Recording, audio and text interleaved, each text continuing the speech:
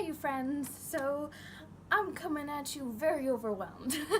I wanted to do a video that a subscriber or somebody commented to me about the length of recovery, and I really want to do that video, but I want to do a little more research on it because I do know that it takes a long time, much longer than we would ever want, but I want to do some research to provide you with specifics. So I'm going to do that before I make that video.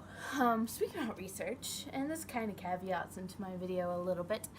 Speaking of research, I am very excited because, I think the theme of this video is like, yes, we know that anorexia and recovery is like disastrous for all facets of our life, and it makes living miserable and really hard, and you just are very sad and very overwhelmed, and yes, it's bad. It's would not recommend, but also would recommend if you need to do it.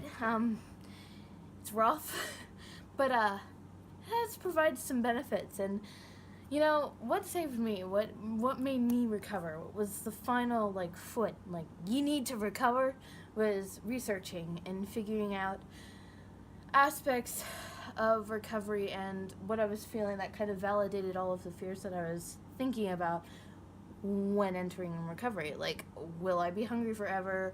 What will happen to my body once I eat? Stuff like that. And it calmed my worries and anxieties. And so that research saved my life. And what I did with that was I took all of the research that helped me go into recovery. I synthesized it in kind of a thesis.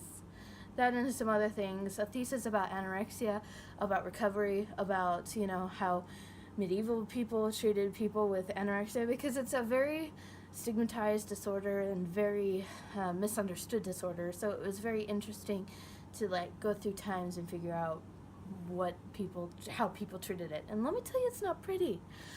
But I'm telling you this because I'm going to present this thesis. I wrote that last year. I'm going to present it at a national conference, which is very exciting. And I think I'm going to film it and try and get a TED Talk, which I know won't happen, but I'm going to try anyway. So, yeah, anorexia has provided me this knowledge base about this mental disorder, so that's awesome. But it also has provided me emotional support for others with mental disorders. And I've said this before, but having a mental disorder is unlike any other experience.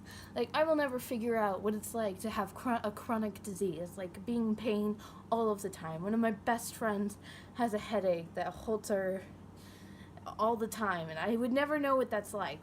But I would have never known what it was like to have an eating disorder, any mental disorder, before I had anorexia. And understanding that, it unlocks a door to understanding a lot of different people. A lot of mental disorders seem pretty whack. I starved myself, and some people have to wash their hands a bajillion times, and it just doesn't make sense. But having that, understanding of not being able to understand the other, but just accepting it and realizing that it's hard and not diminishing their pain anyways, is just very rewarding for interacting with people with those disorders, So I feel like that's one good thing. Also, the fact that we developed much better appreciation and understanding of eating and feeding ourselves, because yes, the big negative to recovery is trying to go head on hand with diet culture and calories in versus calories out versus trusting your body. But once we get on the other side and realize that we can trust our body, we're heads above those who are still chained to the ball of diet culture. So it's always that's a huge thing, and being able to educate those even without eating disorders, and I've kind of seen myself in those roles, catching people when they say bad things or saying, oh, I shouldn't eat this, or oh, I should probably work out. And I'm like, it won't really do much except, miss your soul. Just eat, and rest. Yeah, also, this is silly. I'm just going to list off the first ones that come to my head. I get much better appreciation for, stupid things, having my period. Every time I have my period, I'm like, holy crap, thank goodness I have it. Oh, I missed this. Oh, I'm glad I have it.